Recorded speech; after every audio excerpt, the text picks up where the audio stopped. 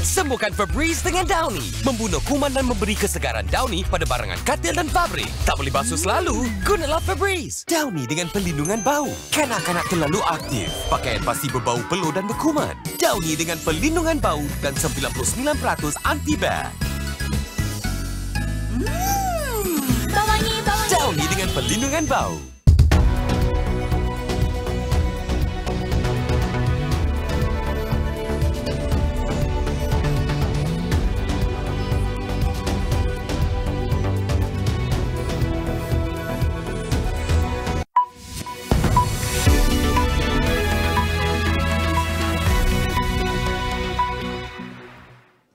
Good evening, I'm Fanashe and you're watching AWANI tonight.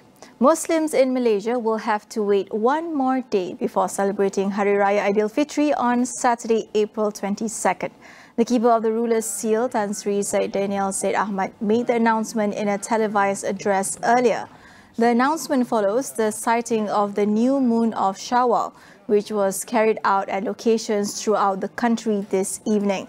The declaration means that the celebrations in Malaysia will take place on the same day as Singapore, Indonesia and Brunei. The decision to declare an additional public holiday in conjunction with Hari Raya will not adversely impact the private sector.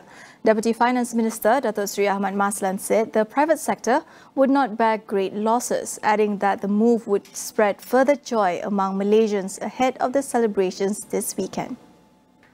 Saya kira mood raya ni dirasai oleh semua.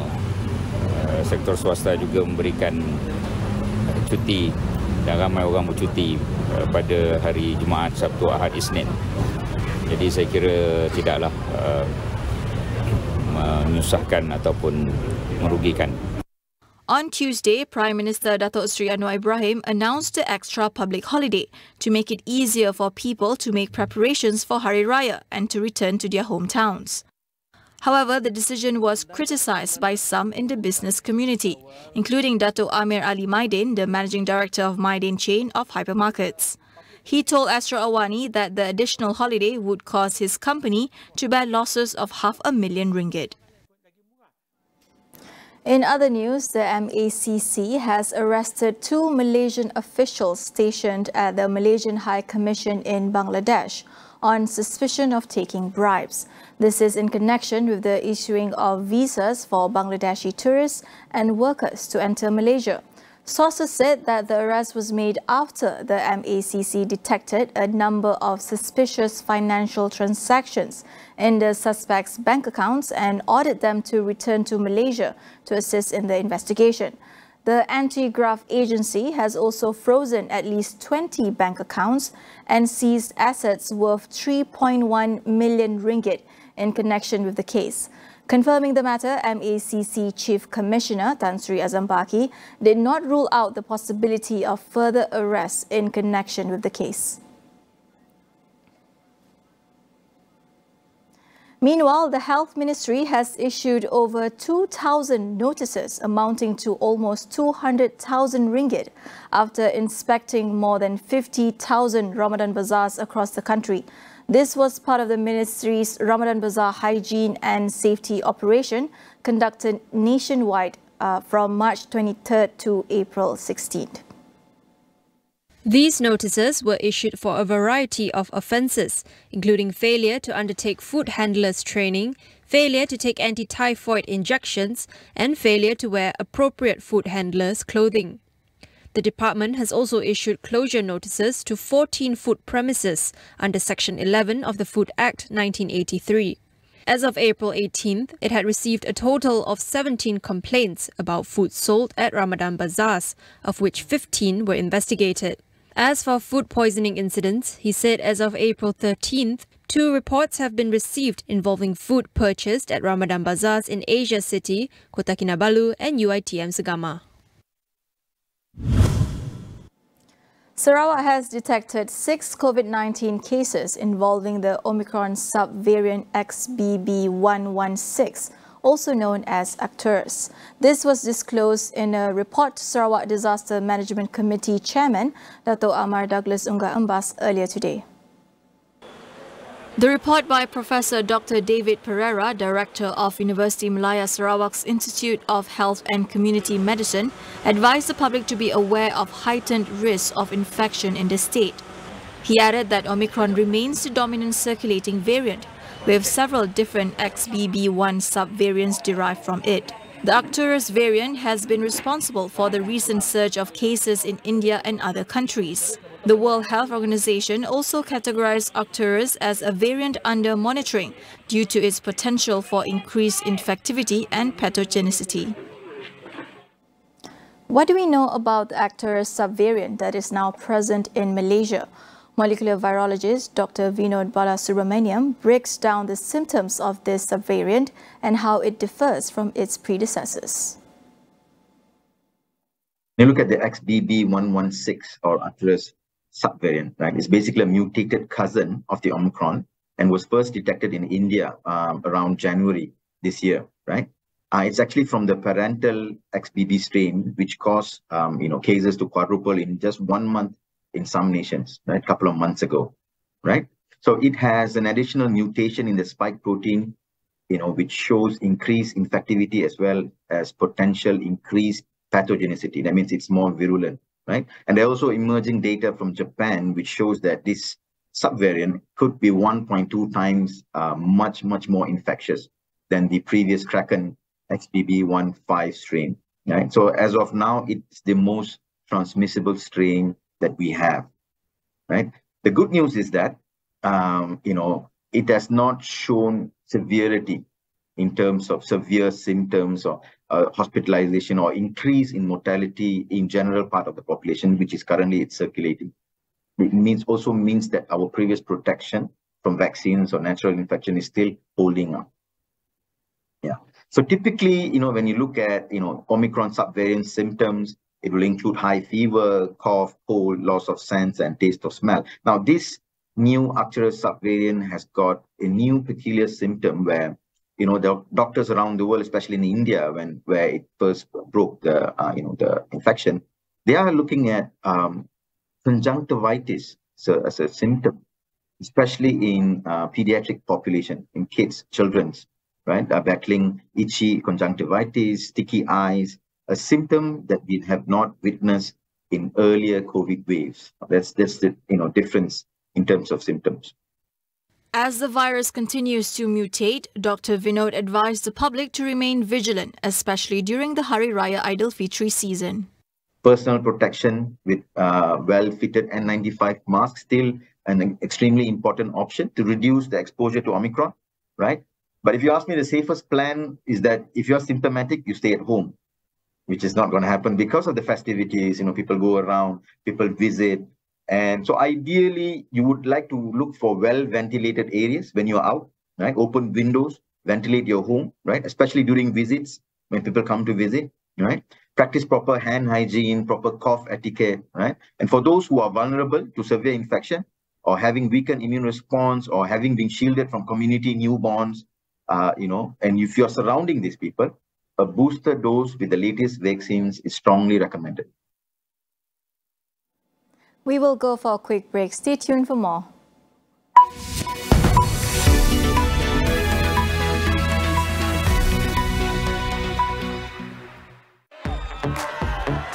Terasa rimas bila ada kemumur?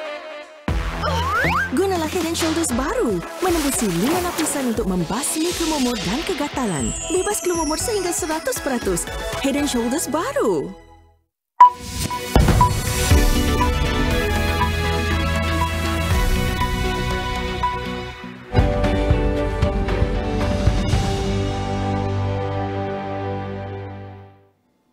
Upcycling plastic waste can be both convenient and fun.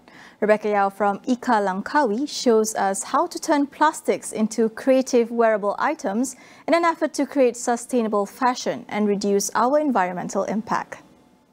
During PKP, we noticed, Mother's Nature is telling us something. So throughout the whole endeavour, we saw a lot of cotton t-shirt being washed ashore, bundle belamba in Langkawi, where people just use once and just, dispose. Plastic bags that are just, just about everywhere. So we work with a few different social enterprises and companies in the community to collect all these waste together and collectively build products and create a Langkawi product from there. So gradually last year we did 11 months of tour nationwide, where we go down and advocate this kind of workshop to many more locations and community to keep this going. We want to see continuity in this. I think it's easy to begin with, and I think more so it's fun. We get people to be hands-on and to be more creative, I think, in terms of how you can beat this kind of problem. We wouldn't say beat, how we want to find solution to problems like this. So getting people involved is very easy, because collectively, if you have, get people together, get friends together, get family together, it's just the next thing to go. So we feel it's a must-do thing lah. Yeah, it's a definitely must-do thing with upcycling. Creating awareness about the problem starts at home, says Rebecca. She also shares other easy ways to reduce plastic consumption. Personally, I feel quite responsible, knowing that it's inevitable to use products that comes with packaging. As such, you buy things online, also they come with such packaging. What matters is after that, what is our solution after receiving or be able to be consuming products like this in a longer run. So I feel personally very obliged to be making sure that we create enough awareness as much as we can to benefit this in the future, to our future generations lah. The most standard thing that is ongoing today lah, bring your own bag when you go out shopping, when you want to do your own tapau bungkus, bring your own, so that you can actually reduce so much more, and also in time to come reduce the production of all this kind of stuff. So I think being wary is very important. Being self-conscious is also very important. It has to start from home. So that's why we also try to advocate as much as we can products, solution, programs, modules, all from home.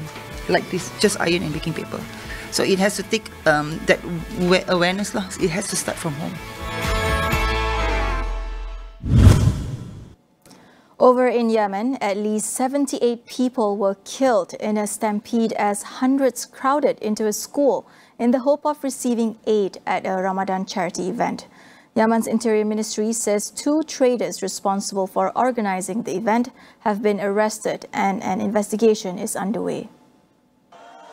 The stampede happened late on Wednesday as hundreds of people crowded into a school in the capital Sana'a, hoping to get a charitable donation of around $10 that was being handed out by businessmen to mark the final days of Ramadan. In addition to the deaths, officials said many were injured, including 13 who are currently in critical condition. The Houthi rebels said they would pay about $2,000 in compensation to each family that lost a relative, while the injured would receive about $400. The Houthis have been running the capital since they ousted the government in 2015 at the start of Yemen's 8-year civil war. This prompted a Saudi-led coalition to intervene in 2015 to restore the government. The conflict is widely seen as a proxy war between Saudi Arabia and Iran and has led to the deaths of 150,000 people. According to the United Nations, 2/3 of the country's 21 million people are in need of aid and protection. Aviation security workers at 3 German airports have gone on strike, forcing the cancellation of around 700 flights. The 2-day strike was called by the trade union Verdi over the cost of living crisis and is expected to affect nearly 100,000 people. Dusseldorf, Hamburg and Cologne-Bonn airports were reportedly deserted on Thursday morning. The strike is due to be extended to security staff at Stuttgart Airport on Friday. The walkouts come amid stalled wage talks, with Verdi demanding pay rises for night, weekend and holiday shifts. Inflation in Germany has led to a series of strikes in recent months, forcing more than 900,000 passengers to delay or cancel their flights. Negotiations between the union and the Federal Association of Aviation Security Companies are expected to continue next week. About 2.4 million people in Thailand have sought hospital treatment for medical problems linked to air pollution since the start of the year. The country has seen over 184,000 hospital admissions this week alone, as toxic smog chokes parts of the country. Among the common medical issues faced by the people include respiratory problems, dermatitis, eye inflammation and sore throats. According to air quality monitoring firm IQ Air, Bangkok and the northern city of Chiang Mai were among the most polluted cities in the world this morning. Thailand is home to more than 70 million people, and its poor air quality has been a hot topic ahead of the country's May 14th elections, with the incumbent government accused of not doing enough to tackle the problem. That wraps up AWANI Tonight. I'm Fana Sheh. We'll see you again.